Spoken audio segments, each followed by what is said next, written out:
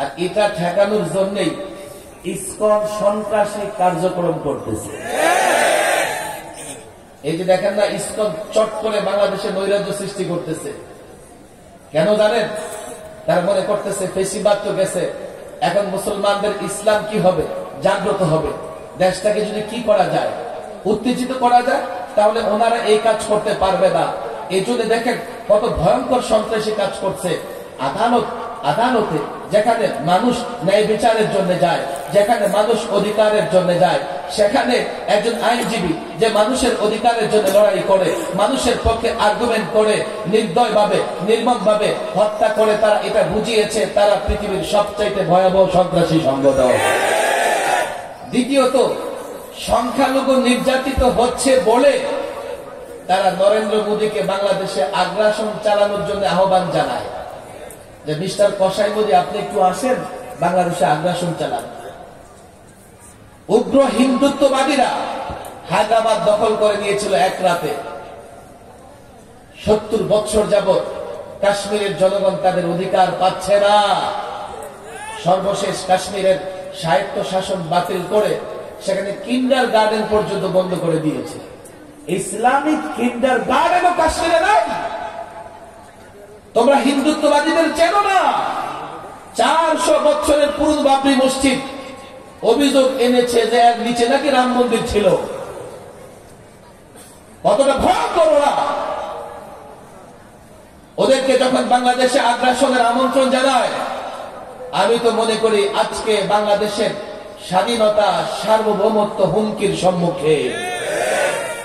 ওরা যে কোনো সময় বাংলাদেশে আগ্রাসন চালাতে চায়, আর তাদের মিডিয়াগুলো এগুলো প্রচার করতেছে, বাংলাদেশ ছোট দেশ, গলা টিপে হত্যা করব। দেশটা ছোট, কিন্তু 16 কোটি মুসলমান। একটা মুসলমান অ্যাটম বোমার চাইতে শক্তিশালী। আমার এই মুসলমান জানে না, ওরা ঠিকই জানে। এখনো মোহাম্মদ বিন কাসিমের নাম শুনলে ওই গরুর পেশাব খোরেরা আরো 7 গ্লাস বেশি পেশাব খায়। একজন 17 বছরের কিশোর যুবক দিল্লিতে ইসলামের পতাকা উড্ডীন করেছিলেন। মুসলমান দেখতারা বলে, আপনাদের অস্ত্র কোথায়? আপনাদের বাহিনী দুর্বল। হ্যাঁ, মুসলমান অস্ত্রের বলে লড়াই করে না, মুসলমান বাহিনীর বলে লড়াই করে না, মুসলমান লড়াই করে ইমানি এবং ইসলামী শক্তিতে। দুটো এক্সাম্পল তো আমি বললাম একটু আগে। আর আফগানিস্তানে 20টা বছর এত ভয়াবহ হাইড্রোজেন বোমা নিক্ষেপ করেছে। বোমাটা পাহাড়ের চূড়ায় পড়ে একেবারে মাটিতে লেগে পুরা পাহাড়টাকে উপরের দিকে তুলে ফেলছে। 20 বছর বোমা নিক্ষেপ করে তার আফগানকে শেষ করতে পারে নাই। যেদিন আফগানি স্বাধীনতাকামী শান্তিকামী তালেবানরা রুখে দাঁড়িয়েছে, আমেরিকার সোলজার, নেটোর সোলজাররা লঙ্গি গামছা নিয়ে পালাবার পথ খুঁজে পায় না। বিমানের ছাদে উঠেছে, পাখায় উঠেছে, কার্গো বিমানের মেঝেতে বসে আছে।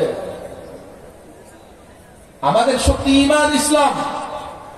আমি তো বলি, বাংলাদেশের রাজনৈতিক দলের নেতাদের বলেছে, রাজনৈতিক দলের নেতাদের কর্মীদের বলেছি, তোমরা পারবে না, তোমরা নতজানু হয়ে যাবে, তোমরা আপোষ করে ফেলবে, তোমরা দেশ ছেড়ে পালাবে। কেন? তোমরা ইসলামকে শক্তি মনে করো না, তোমরা ঈমানকে শক্তি মনে করো না, অথচ তোমাদের হাতে অস্ত্র নাই, তোমাদের বাহিনী দুর্বল। আমরা মুসলমান, আমাদের শক্তি ঈমান। আমরা মুসলমান, আমাদের শক্তি ইসলাম। ইসলাম ঈমানের বলে যদি এই মুসলমান শ্রমিক, আলেম, চাকরিজীবী, মালিক এক কাতারে দাঁড়িয়ে যায়, আল্লাহর কসম করে বলি, ভারত তাদের মিত্র ইসরায়েল, ইহুদি একত্রিত হয়ে যদি কোন মুসলিম দেশে